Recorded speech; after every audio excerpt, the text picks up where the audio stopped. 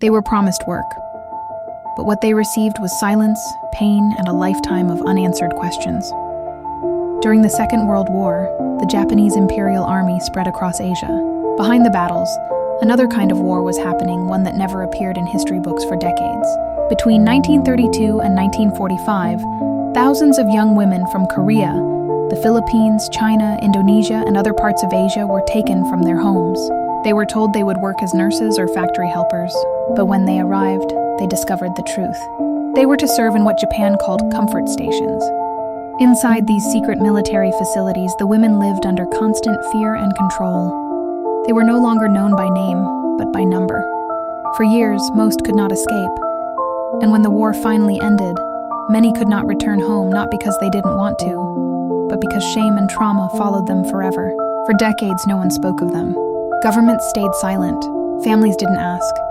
The world moved on, but the pain did not. Then, in the 1990s, something changed. Elderly women, now grandmothers, began to speak out. One by one, they told their stories to the world. Their courage broke decades of silence. They demanded an apology, recognition, and remembrance, not for revenge, but for truth.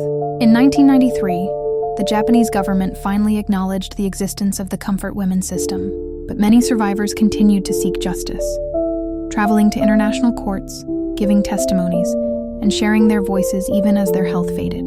Today, statues stand in cities across Asia of a young girl seated beside an empty chair. The empty chair symbolizes those who never came home. The girl represents those who still wait for history to listen.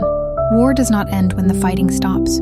Its echoes live in the hearts of those who were silenced. Remember their names, not as victims, but as survivors who turned pain into courage.